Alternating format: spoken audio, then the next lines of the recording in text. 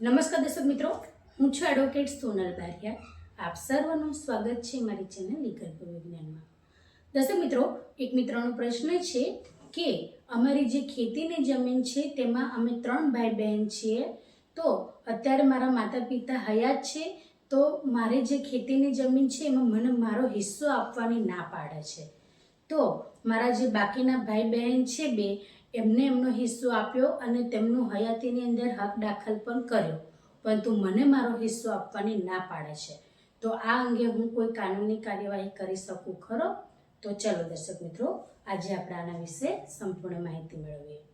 તો દર્શક મિત્રો, જ્યારે તમારા માતા પિતા હયાત હોય અને તેઓ હયાતીની અંદર હક દાખલ દ્વારા જે પણ તમારા ભાઈ બહેન છે એમના નામ દાખલ કરે છે, તો ખેતીની જમીનની અંદર એમને જેટલા પણ સંતાનો છે એ દરેકે દરેક સંતાનોના તમે કહી શકો કે એની અંદર એક સમાન હક હિસ્સો રહે છે. હવે અહીંયા આગળ તમારા માતા પિતા ખેતીની જમીન છે એની અંદર તમને હિસ્સો આપવાની ના પાડે છે.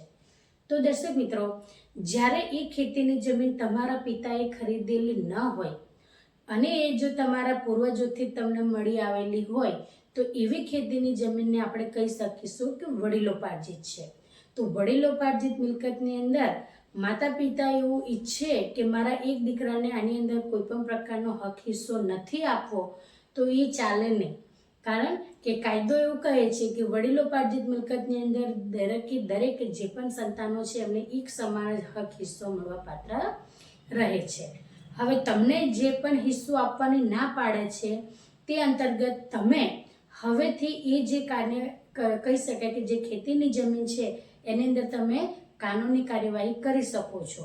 કારણ કે તમને તમારા પિતાજી એમનો જે હક હિસ્સો છે આપવાની જ ના પાડે છે.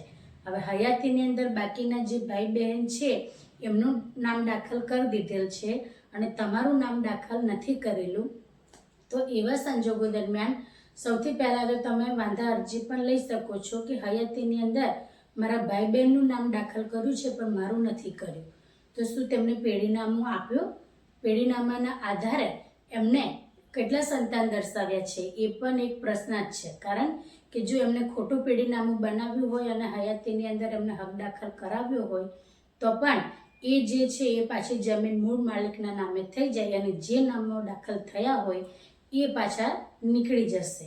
એટલે જો એ ના જ પાડતા હોય તમારા માતા પિતા, તો પછી તમે કાનૂની કાર્યવાહીના અંતર્ગત તમે કોર્ટની અંદર જઈ શકો છો કે આ જે જમીન છે અમારી વડીલોપાર્જિત છે અને એની અંદર અમારા જેટલા પણ અમે ભાઈ બહેન છીએ એમાં સૌથી પહેલાં કહી શકાય કે બધાનો એક સમાન જ હિસ્સો મળવા પાત્ર રહે છે.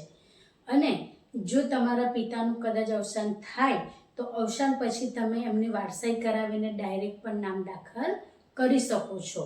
પરંતુ હમણાં હયાત છે તો હયાતની અંદર તમારું નામ દાખલ ન કરવા ઈચ્છતા હોય તો પછી તમે કોર્ટની અંદર જઈને પણ તમારો જે તે હક હિસ્સો છે એ માંગી શકો છો અને કોર્ટ દ્વારા જે હુકમ આવે એ પ્રમાણે તમારી જેટલી પણ જમીન છે એનું વિભાજન થશે અને તમારો હિસ્સો તમને મળવાપાત્ર રહેશે.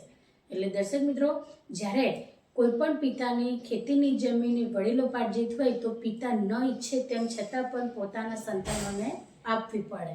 કારણ કે વડીલોપાર્જિત છે એટલે દરેકે દરેક સંતાનનો એક સમાન હિસ્સો રહે છે. તો દર્શક મિત્રો, આજના માટે આટલું જ. જો વિડીયો સારો લાગ્યો હોય તો તેને લાઈક કરજો, શેર કરજો અને ચેનલને સબસ્ક્રાઈબ કરજો. જય હિન્દ, જય ભારત.